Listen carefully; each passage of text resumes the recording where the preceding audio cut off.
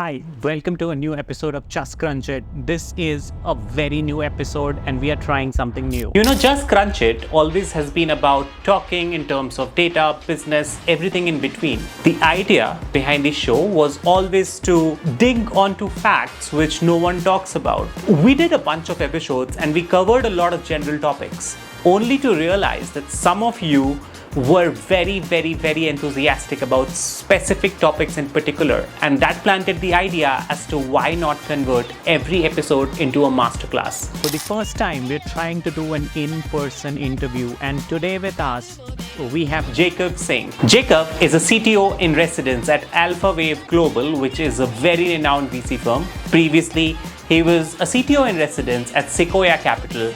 And prior to that, of the company Blinkit or Grofers formerly, he was the chief technology officer at Blinkit.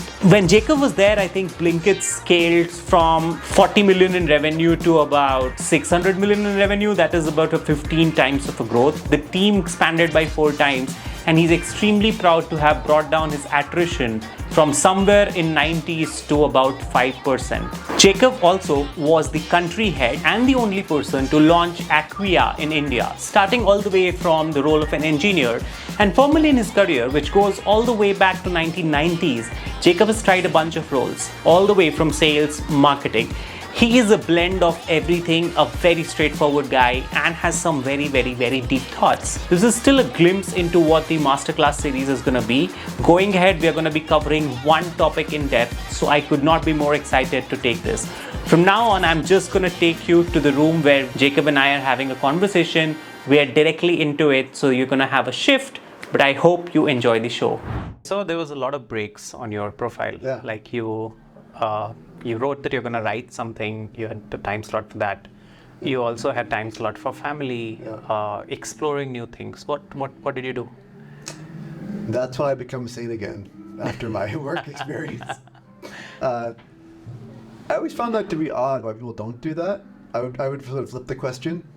I find it kind of crazy how people can jump from one job to another job, from one lover to another lover, can sort of without a break in between.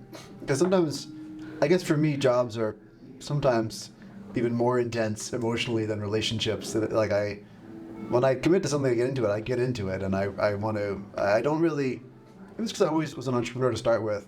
When I've had jobs, I kind of see them similarly. Yeah. Like, I'm here to win this job, I'm here to do it.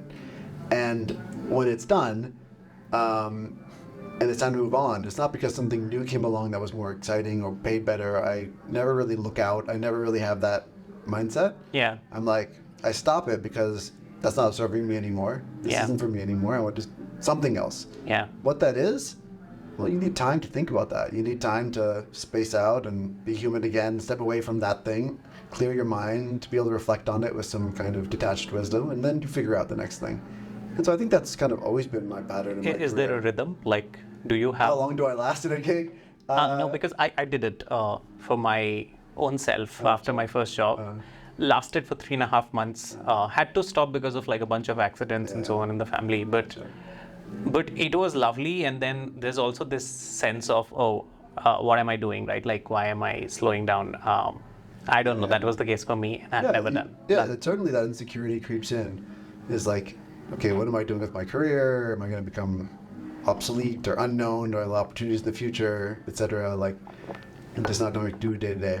It definitely happens to me every time. The cycle has been varying. I mean, I spent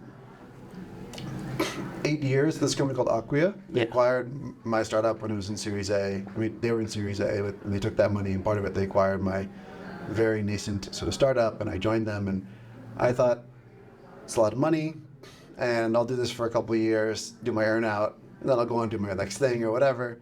And after a year, I was like, I can't do this anymore. I told my boss, I don't like this, I'm gonna quit. He said, what do you want to do? And it's like, I just don't like, I feel like I'm just getting tickets and processing them. I want to be more involved in the product, and why don't you take over this product role? I was like, okay, fine, I do that. And a couple of years later, I start complaining. I'm like, this is just a bunch of meetings and bullshit. Nothing goes anywhere. Like, I need to be in front of the customer. It's like, because I'd been successful at it, it wasn't like I was bitching after failing. I was bitching after succeeding. Very important. Very and then important. you'd be like, all right. You'd be like, okay, what do you want to do? And it's like, I don't know. And it was like, And I said, well, I like to write, and I've been writing this blog post, and I did this presentation, it went really well, and I taught this class at a conference, and it went really well. And he's like, yeah, you could do great at that. Why don't you start a developer relations thing? I want to do that for a living now. You're fine. I did this. I did a podcast and whatever. Yeah. You know, and I think, thankfully, when you're part of an organization, ACQUIA eventually exited for $1 billion, and I ended up running India for 4 years. Got the opportunity to start up the India office, built up a team here. Yeah. Had more of a business role, you know, sort of generalist, sort of mini CEO kind of role. Great experience, you know, doing things I was totally unqualified to do. And I think when you're part of a startup that's really growing fast and makes it, you know, and ACQUIA got acquired and did really well, you know, you get those opportunities. So I think along the way, I was there 8 years, but it wasn't like, I mean, I quit every 2 years. But like somebody would say, why don't you do this now? And I would do that thing. Like, okay. Yeah, awesome. So Jacob, your role says CTO. Yeah. And then now you are in the VC space. Yeah. Even in the role of advising companies. That's a very unconventional shift. Because all the tech people I have met, they don't like the domain of investing and like how we see things. What's the story there? Like you've done it twice. You've done it with Sequoia. You've done it now with AlphaWave Global. Sort of biting the hand that feeds you. Yeah. No, I think I've seen people do that, but like, what's your perspective? And how did that shift come in? Like, was that? Yeah, it was sort of intentional, sort of accidental. You know, I don't have that kind of background. I didn't go to Harvard Business School. I didn't do an MBA. Yeah. You know, I was a self-taught coder, dropped out of high school and started my first startup when I was 17. So that's my background. I was like a hardcore engineer. So it wasn't really my ambition to go into consulting and do VC, which is what a lot of people in that industry kind of do. Yeah. Come from that background. I think for me, you know, Grofers was an incredible experience. We scaled the team a lot. I learned a whole bunch of things there. But then I was kind of burnt out when I left. I said, okay, I need some time. It was COVID had just hit also. And I was like, okay, I just don't really want to do this. And I wasn't sure what to do next. And I think it was an uncertain time for a lot of people. So I started doing some consulting stuff here and there. A lot of people were calling, interested in hiring me. I didn't want to work for them, but I would like do a couple days a week and sort of do this sort of thing. And I found that I liked that I was fairly good at it. And then I was, I think there's a part of me which I've learned, you know, as you get older, you do a bunch of stuff. You see the stuff that you're good at and the stuff you're not good at. And I think for me, Grofers, I really liked the journey from like 50, 60 people in tech when I started to like 120, 150, like setting up systems and processes and growing cultures and communities and getting people to work together better and sort of figuring out strategy and being hands-on with different projects. And then when you get like 250 people, you're just working with HR and finance. You're just doing like administrative stuff. Yeah. It's a lot of like senior, and Totally. I realized that wasn't for me. I kind of, and I'm bad at sort of ongoing maintenance kind of stuff. I like to jump around from here to there, into product, into engineering, into business, into marketing. I liked different domains and getting my hands dirty in different places. Yeah. And sort of connecting the dots between different organizations, different people, what they were trying to do. And I feel like that's always been my strong suit. And VC, I guess I thought in some ways suited me in that sense, because there's a lot of that in VC. Wow. But take a step back here. I'm hearing a pattern. In the first company you were there, you got, like you were changing roles. Yeah. When you say you quit and you took on a new role. Yeah. Same at Grofers. The scale, I remember seeing some numbers from your LinkedIn profile. Brilliant scaling, 15x maybe in terms of revenue. The team grew massively. I have been in similar scenarios. And I think like when I look back on those areas where I have been incredibly happy or like I have been very, very, very successful or I have been able to rise faster than what you would expect an average person to do, it has mostly been because of my ability to synthesize thoughts. Yeah. Like, so that's a very big thing for me. If you come and tell me, Vikram, what is that one thing you never let go of? Yeah.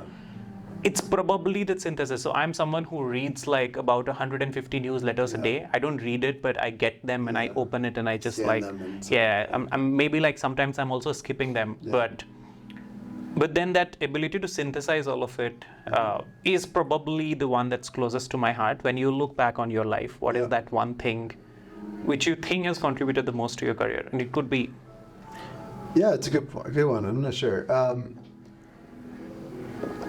I mean, just working my ass off. It's probably the number one thing. Always but I the guess case. that's the table stakes for people who've kind of had some success. But I would say that's kind of the biggest one. But I think the other one is, if I talk about a particular skill, it's been that, a synthesizing, or maybe being like a translator, root cause analysis kind of stuff. So being able to see, like, instead of the immediate problem you're being placed in front of you, what's the underlying problem, and who's the individual behind that, and what's the problem in their life that's causing this problem. Really going back to the psychology of an individual, because ultimately all of the larger problems come back to there. So being able to zoom in and zoom out, both like zoom in, zoom out, work laterally, look at a fairly high level like market research report, kind of zoom into the P&Ls of companies, zoom further into like organizations and then their dysfunction and why they're outputting what they're doing, and sort of that kind of work, moving in out of product and engineering and different things. I feel like making connections between them. I don't know what you call that. Maybe that's synthesizing, maybe it's systems thinking, maybe it's a bunch of fancy words for it. Some organizations call it not staying in your lane. Totally. Which is something probably the hardest thing for me, which I get in trouble for the most. But I think that would be the thing that's also benefited me the most. But someone who's done that usually has a very strong opinion about things. You have loosely held opinions, but you have strong opinions about things. Like, you're not walking to a meeting with like, okay. I have at least seen that. Am I right or wrong here? Yeah, I think as I've gotten older, my opinions have been less strongly held. I've also calmed that part of my spirit a lot. I've learned to prioritize better. Becoming a father helped me prioritize better. It's like, you may have a strong idea, but you don't need to get in that meeting. You don't need to speak it. You can wait for someone else to speak it. You can let someone else lead. You can give them the credit. You can push them up, And I think becoming a leader for me was really about stepping away from being the all-star player that I was when I was young, and I was really good at engineering, and I was good at talking to people, and I was like, kept being good job, and hitting places where I would I was responsible for teams, and I realized that I wasn't the smartest guy in the room anymore, and it was around like helping other people sort of succeed and become famous, become whatever they are, rich, whatever it is. And out of all the roles that you have gone through, right from the first one to Grofers to, let's say, the VC roles, is there one that is closest to your heart?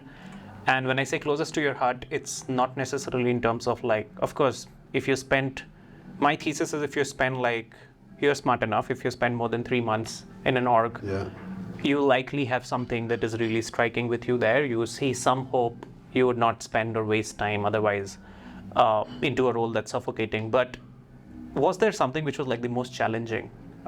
Most challenging?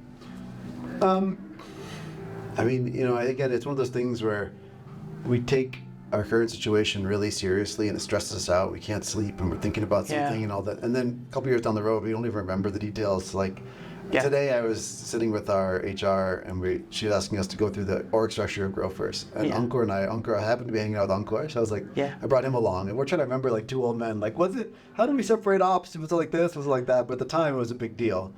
So I think that keeps changing. But if you ask me, like, what is the sort of the biggest sort of challenge thing I've gone through, I would say two. The first one would be when I started ACQUIA India. I came here with just me. There was no budget. There was just basically my salary, and I could spend a little bit of money on flights and hotels, and I just had to create a business out of it. And I didn't really know people. I didn't have a network here, and I just was like, I had to knock on doors. Like, I mean, I followed up with Wipro every Tuesday for 4 months without a response. And then a year after that, we signed a global partnership and signed one of the biggest deals we had. Like, it's that kind of stuff you have to do in those 0 to 1 roles, which is just like, it's just the seeming inanity of just hitting your head against the wall again and again and again, dealing with people not paying you, people lying to you, people joining your company and then not joining and leaving in the first week. Like, just all kinds of things that kept happening when we were really small and nobody. Convincing people, sitting with people's parents, being like, no, it's a real company, don't worry about it. Like that kind of stuff. And then going from that to, because before I'd been a manager, but I've been like given a team, given a project, execute, fine. Yeah. This was like, you have to find the project, you have to find the support in Boston, and you have to find the approvals, and you have to hire the team. Sometimes not in that order, and you have to then execute the thing, and and that's where I learned how to like those executive function things around like, okay, every Monday morning, shut off the internet 2 hours, make a weekly plan, journal, focus on what's important, block time in my calendar, like just how to keep things moving even when no one's asking for it. That was probably the hardest thing in my career so far. Wow, so I have a lot of like, there are so many points that I am relating to personally, like specifically that instance of going and following up with someone for 4 months in a row. You are a nobody, and from there where you went is like phenomenal. But I think this could last into, like we could talk about it forever, but there are two things that I particularly want to talk about, and that's based on what we have exchanged in the past. I remember you. So most of our audience is data oriented, right? Yeah. Like there's a lot of analytics. We work on analytics. There's of course naturally a lot of people who find it interesting have come in, and retention as a piece was very, very, very central to everything you did at Blinkit, Grofers. Could you talk about what that phase was like? Yeah. I was going to say that's probably the second one was, at Blinkit, which formerly known as Grofers. For those who don't know, who weren't watching the news at that point, maybe some young people who are like, don't even know what that is. It's not that old, but it's old enough. So Grofers was a startup darling, raised a bunch of money, and then kind of crashed heavily, and retracted, and sort of was at, I think, 50 million in GMV when I joined, maybe a little less. And we had just pivoted from the model, which is sort of like Dunzo was, which was like, you can order your stuff and we will go out to the shop and we'll get it for you and we'll bring it to your house. That was the original Grofers model. Yeah. And then we pivoted to inventory led, which is the everyday low pricing model, which is like, we will offer good prices and you order and we have a big warehouse and we will bring the groceries to you. But not like these little dark stores in 10 minutes. It was like next day delivery or 2 days delivery. Yeah. And it was focused on savings, not on convenience. And that was doing really well because India is a very savings-focused country generally. Yeah. And it was sort of taking what DMart did and saying, we're going to bring that online. That was the idea. And so that's kind of where I joined. And we had just that pivot had started to show signs it was going to work, and then we joined. And then we raised a ton of money again. Yeah. Like a ton of money, and we were growing like crazy. So we went to 500 million GMV, I think, in about 2.5 years. Team expanded 5x, just the tech team, the overall org, much more.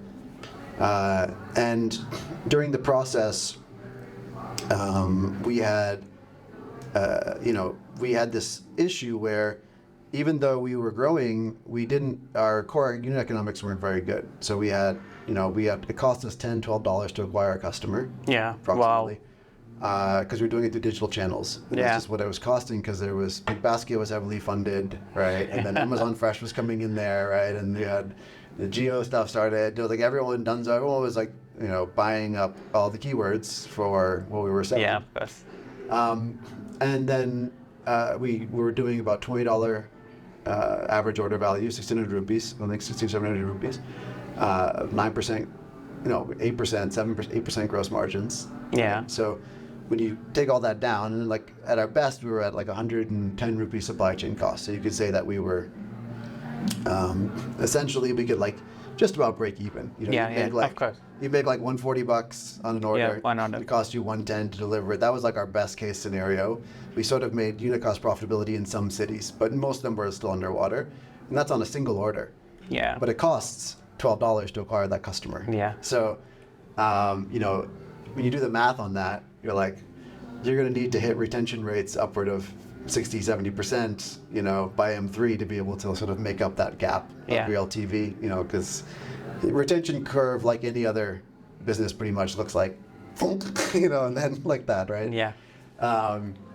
And so I think at the time we were under a lot of pressure to reduce CAC, so we tried all that, like Pinduoduo, social commerce stuff. We tried various like society-based sort of ground campaigns. We tried referrals. We did our SBC was pretty successful for us, which was our like loyalty program, right? But none of them really reduced CAC enough, and so we needed to fix retention. There wasn't really ways to acquire customers Yeah, of course. at a much lower rate than we were doing, and we couldn't like cut it in half or in a third. Yeah. So we said, I kept looking at it and I said, this is a time bomb. So we kind of started looking at the data and said, like, this is a time bomb. Like, eventually we keep taking this money, we keep spending it, it's going to sort of go to zero if we don't fix this problem. Yeah. So how many orders would it take for someone to, let's say, for that customer to like pay off on whatever was the customer acquisition cost? 20, 30. 20. And what was like the average before somebody would churned? remember numbers I hear. No. I'm just trying to get like a sense of, was it anywhere close to 20? No, not even close. I think our long-term retention was like 16% at M6. So that's when M6 is like when the curve sort of flattened. Yeah. M6, and there was about 16% or something. I mean, the big drop happens after the first order, obviously, and then after the second order, another big drop happens. A lot of those are incentivized, return coupons, cashbacks. But when you're working on something which is so central, because that's pretty much defines whether the business is going to thrive or not. Everyone in the team has opinions on it, right? Like there's even the product manager or the fresh new designer has an opinion, as well as the boss has the opinion. Were there like moments of tension, conflict? Constantly. I mean, constantly. I mean, I think what the challenge is that retention is the hardest to solve once you've scaled, because it's everybody's problem, it is nobody's problem. Yeah. Like, everyone's got targets. Yeah. Every team has targets, but none of them is retention. Yeah. Because you can't measure someone 6 months later, right? Yeah. So especially if an organization is losing money rapidly and is heavily funded, they're thrashing around looking for little hacks to like growth hacks, coupons, whatever. Like, let's change the sort order. Let's make a recommended widget. Let's do this. We'll increase our, trying to increase margins, trying to increase things here and there. It's all good. So you have one team who's like trying to sell more general merchandise, get the margins up a little bit. Supply chain teams trying to reduce costs a little bit. Marketing teams are trying to, bring their CAC down, run some more effective campaigns. The category teams are trying to get, new exciting products in, monetize brands a little bit. Yeah. Those are all fine, but the fundamental equation I just described to you is like this. Yeah. All of those are going to do this. It's not going to make a difference end of the day. But what worked ultimately? Well, I mean, Blinkit worked. Fundamentally, we didn't have product market fit. Yeah. Right? We were trying to, I think we executed really, really well. We had the best supply chain costs in the industry. We had I really feel, and I tooting my own horn here, I'm going to do it. I think our tech was great. I think it was the best of all the competitors. And we had great people in marketing category. We said fantastic organization, I have to say, even though at the time I wouldn't have said that. Yeah.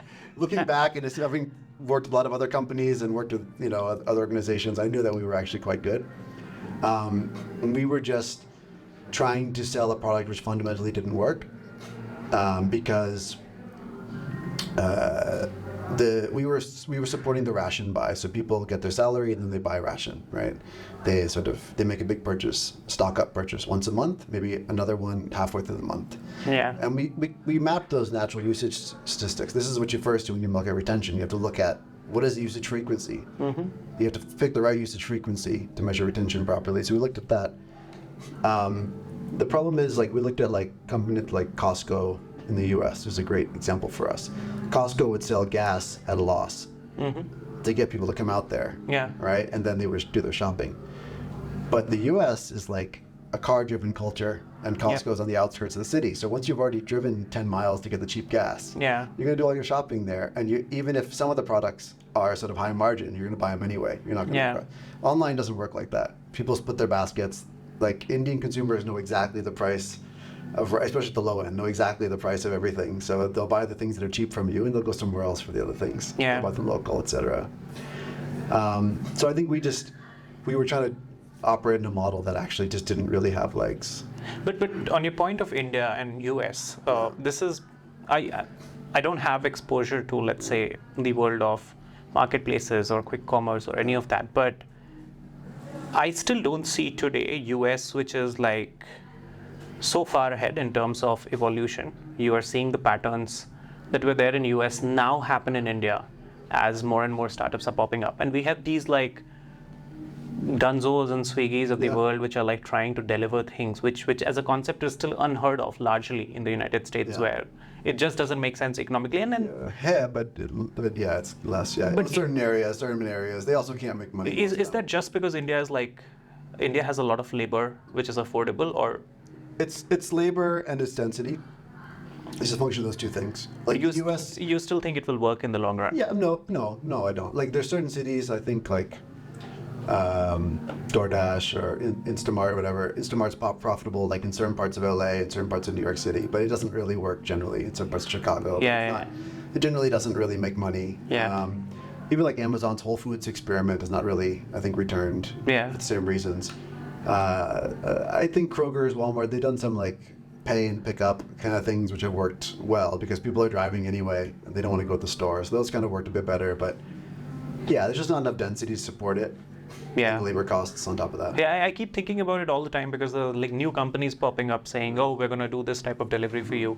And then there's this whole backlash that has lately been going on in terms of how the prices online are not the same. Like, of course, there has to be a margin somewhere created, otherwise the business is going to die, which the consumers don't understand. I understand it when I'm thinking it from the lens of a founder, but when I'm thinking it from the lens of a consumer, it makes sense otherwise. But Jacob, we don't have a lot of time. I wished we would do this extensively. As we are nearing the end, I want to ask a couple of questions. To everyone who's listening in, what is that one or two things which you very strongly believe in is going to shape or like is going to become a phenomenon in future? It's going to become like the de facto way. Wherever you have your opinions, where you think, okay, software consumption is maybe going to happen like this, so that people who are listening in can start thinking about it in advance. I have something for that, but then if you don't mind, I think we can get back. If you want to get more in detail on retention, I have some other things there we could talk about, but there might be more like hard facts and things that might be interesting. But in terms of what I'm interested in and what I'm investing in and kind of focused on, is that what you're saying? Like trends we see? There's a couple trends I'm looking at.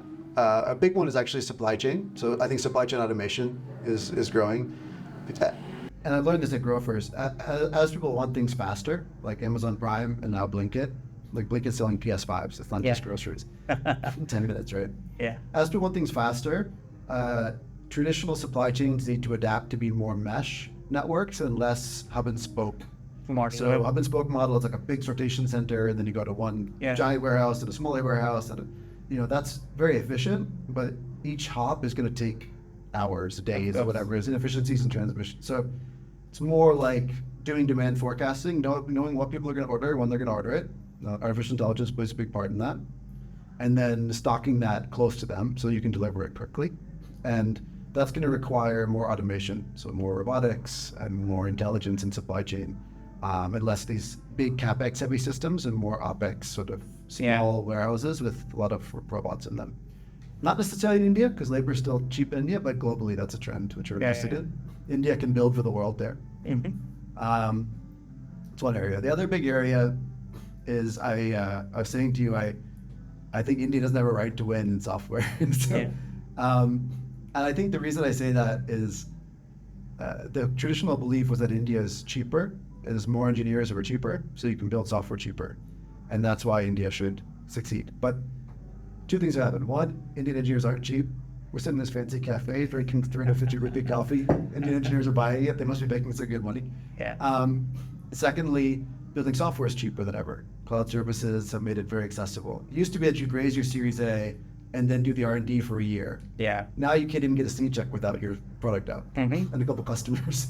So I think that's changed the game where that's no longer an advantage. There's not a lot of IP coming out of India, honestly. Unfortunately, most of the professors and all go abroad. There's a lot of Indian professors producing IP. They're doing it in the US. While the product quality is good, the main thing with SaaS is go to market. So like founder-led sales will get you to a couple million. Spammy stuff, SDRs and PLG kind of motions might get you like 10 million. But then after you. And then to get to the next leap, kind of requires networks. You have to map those organizations and have connections in the enterprise, and it's got a lot to learn there. And unfortunately, most big enterprises aren't Indian. They're American, they're European, whatever. And so those networks are stronger in those areas. So those founders are going to have natural advantages. Like, at ACQUIA, it's a Boston-based company, right? So my direct boss, Chris Comparato, when I was running India, he went on to be the CEO of Toast and took them public. Now, I have like 4 or 5 other people I've worked with who have those kind of things. So if I had to start up there, I could reach out to those people. Right? And it's, but that's harder if you're here, right? It's not the same. So I think that from that perspective, I'm setting up the negative case. The positive case here is I believe India still has a vast literate population, and a lot of specialists have evolved. So there's like, radiologists and tax preparation professionals, and I don't know, anything you can name it. The draftsmen, like in India, doing outsourced services. Yeah. Like, and all kinds, not just Infosys types, but all kinds. And I think that there's potential right now to disrupt a lot of the KPO, BPO, IT industry, sort of by doing product-led services. So products using AI, making it.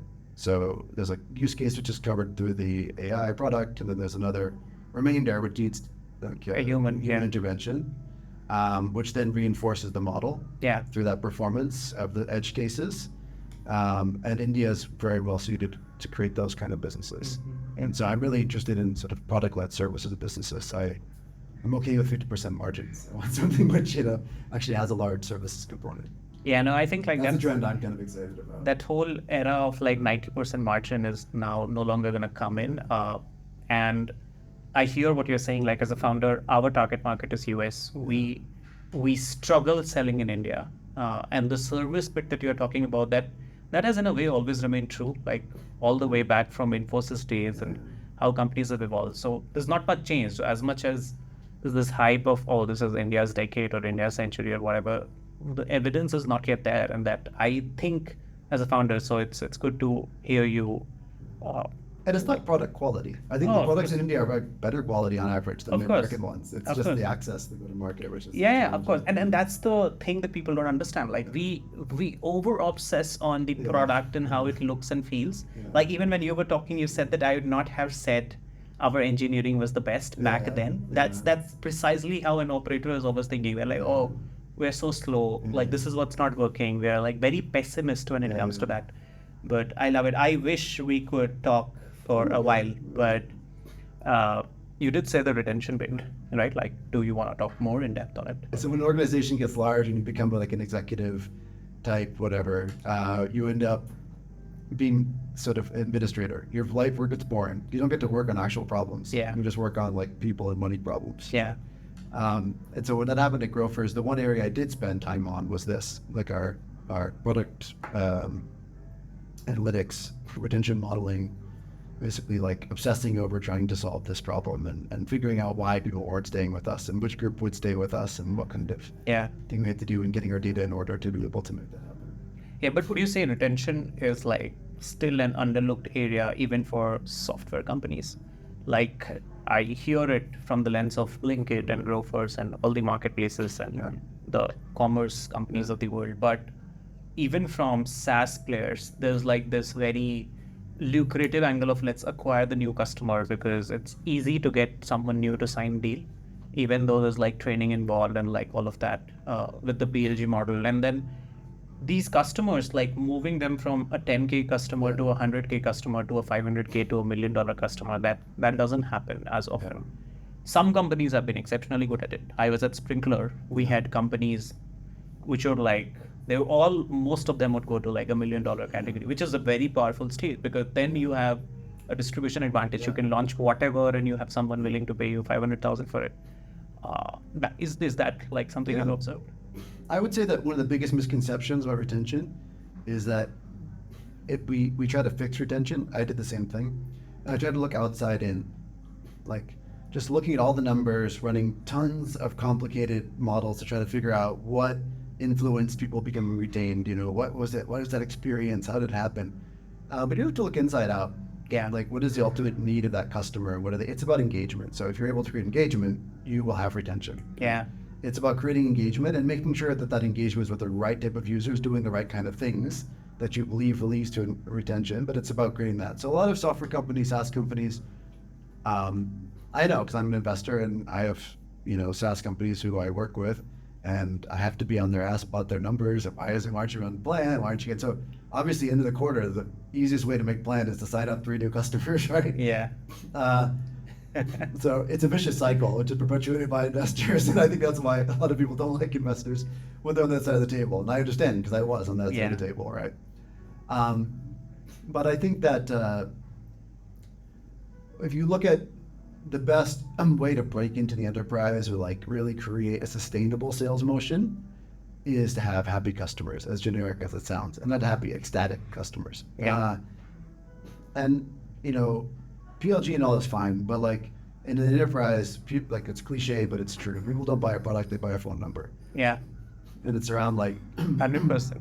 being annoyingly, strong in service. Something Indians can be really, really good at. And I think that's what to lead into that is like using the fact that labor is cheaper here to lead into spending much more time with your customers, trying to service every possible need, and create that kind of ecstatic wow factor. In terms of SaaS companies, it's different from marketplaces and all that, which is much more quantitative. But qualitatively speaking, it's not just the NDR of your organization, it's retention feeds your acquisition loop. Yeah. Those references are the best way to feed your acquisition loop, and that's going to create the best sort of sustainable growth loop. Yeah, but to your point of like India, have you ever felt like, in my experience, I think people in US and in general in the West, they're very direct, which is why a salesperson or an account executive who is ingrained into the Western culture is more successful, right? Like, and that hits, when I say success, it's relative, but the number of conversations they can open up. I see a lot of young founders struggling, figuring out, oh, should I be hiring someone in the US to drive mine? Because there's like a cultural gap. But I am also noticing like there's these points which you don't connect with customers on, right? Like for all it's worth, someone I met in US connected with me on rock climbing or lactose intolerance, which you would not expect, right? Like in India, we walk into a room and we expect that I have done it once, and then for the deal that we were making, I have done climbing. So, but yeah, lactose intolerance, right? Like, and that those things which you don't do in India, right? Like, and that comes with a learning. There's a learning curve involved. A lot of people like but that. Showing your personal sort of who you are and sort of Yeah, I like remembering granularities, like being very relational as opposed to transactional. Was that something you noticed? It's true. I mean, I'm not sure if it's very different. Of course, I've lived in the U.S. for many years, born and grew up there, and I've lived in India many years, done business in both places. I would say India is also very relational. Like, I mean, you still need to like. I would say if your product is amazing, you can be very transactional. But if your product is just pretty good, it's all about relationships. Even in India, people buy a phone number. Not really, they'll buy your product, but they will buy it at a huge discount, and they'll be a pain in your butt, and they'll be stingy, and they'll be like difficult in support if it's transactional. Yeah. If it's relational, after a while, they'll be like, you're like my cousin, you'll do whatever, you tell me how much it is, you just solve my problems, we're buddies, I don't care, like, Yeah. Like in India, it also becomes like that. Yeah, of course. And in early stage, your product is never like exceptionally good. Yeah. Like it can't be. Like you can be good at it, but then there are so many, like we tried getting into analytics, and then we were like being asked questions as to how you're better than Amplitude, and at some point of time you go on and say, oh, we're not. Like you can't be better than Amplitude in some scenarios. But there's like this, and a lot of people, so Jacob, this is a personal question, slightly unrelated, but someone told me, hey Vikram, you're going into analytics, it's a very crowded space. Why do you want to go into something Crowded which is, space, yeah. and then my thing was like, I strongly believe the whole domain is going to just change in terms of how you are going to be consuming things. Today, we still have a lot of humans in the loop. Decision making is slow. We have somewhere gotten accustomed to the fact that, when I'm seeing the spike in a graph, I'm not supposed to ask why is that spike there. Yeah. Right? Like which I think should not be the case. Like when I'm looking at a graph, or when you're a CEO, you have like a team of 20 people. You can ask whatever questions they can get it out all of the way. And then when you're just better informed, you can make better decisions. But that may be rubbish philosophy as well, which time will tell. But I don't know. Like, do you see? Like, what do you think of people who are getting into domains which are crowded? Crowded? Are you talking about self-service analytics or crowded domains? Which one? In general, crowded domain. Like self-service places. analytics is crowded to some extent now. But I'm in general talking about, let's say, I also go on and say, hey, I'm going to build another email app. What should you do to get in there? It's a good question. I think there's two approaches there. One thing I really like, Amplitude, when John Cutler was there, he released this thing called North Star Playbook. Yeah. And that was really good.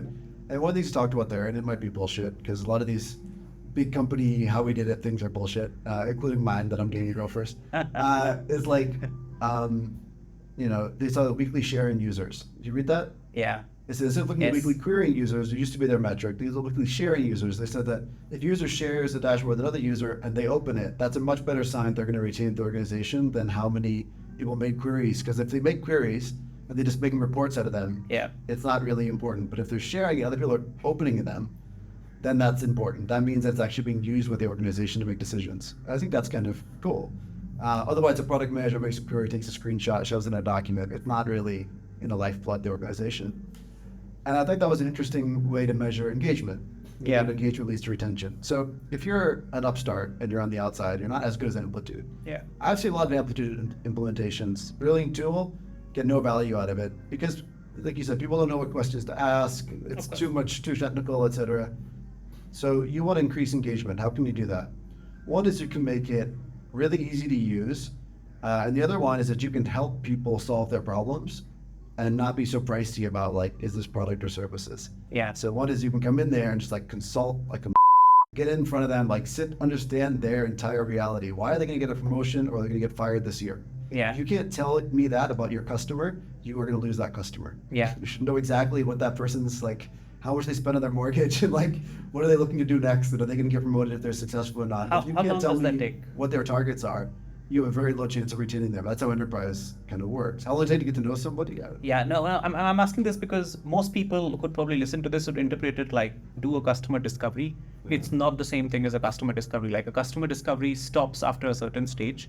What you're talking about is really obsessing, like being friends with that person.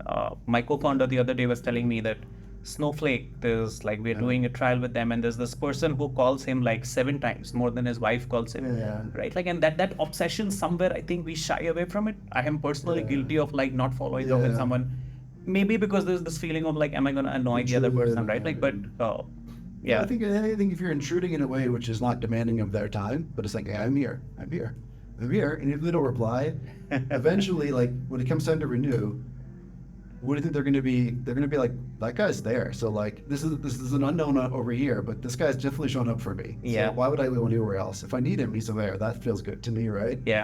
So, but I think like you said, like if you're coming into a crowded area, differentiating yourself on the service quality you can give and actually giving results as opposed to tools is a big one. And in India, you can lean into that as a weapon. You have to convince your VCs that it's okay that you're doing this. Right? Of course. Explain to them why you're doing it and why your margins drop because of it. But using customer success as a weapon instead of a shield is a big one.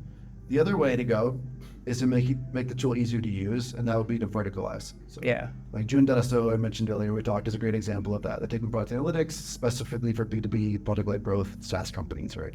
Now they need to expand that probably, but a good land and expand strategy is to make it like so tailor focused that like, you know, it makes sense to use them versus Amplitude because they're going to be like 1/50th the price, and you can get up in a couple weeks. As you're talking, I'm thinking about that there should be a podcast that talks about like the shitty aspects of scaling a business, which like you rightly said, like, see, I think it's mentioned in one of the few pages of these books, like Hard Things, wherein they go on and say, oh, you think now it's all going to be so glorified, but it's really bad. Like it sucks to be in that spot. It's a new problem. And then you have these companies like we keep, so today the business model that we have somewhere takes an inspiration from the likes of ThoughtSpot and so on. We're like, oh, how did ThoughtSpot do it? And like, there's no way for you to figure out unless you're like really sitting with the founder and getting them drunk and talking about like, tell me what happened. Like, don't tell me about what you have published in the PR. But awesome. Jacob, we'll wrap it up here. How should someone reach out to you? Oh, you can find me. For a long time, I was the only Jacob Singh on the internet, but now there's a few other ones. There's a lot more interbreeding happening. So there's several, but I'm definitely the best Google juice. So you can find me that way. Awesome. You can find me on Twitter. You can find me it's just Jacob Singh on Twitter. I will hyperlink your profile as well for everyone and for their ease. And we are going to talk hopefully again sometime because there's so many questions that are still unanswered for me in personal capacity, but thank you so much for taking the time out. It was lovely. Fun. This, for everybody's record, is like the first time we're doing an in-person episode because it's just much more convenient doing it online. We have a very frugal setup here, but hopefully we keep doing more of this. Awesome. Cool. All right, thanks. Thanks, Jacob. All right. We'll meet again. You too.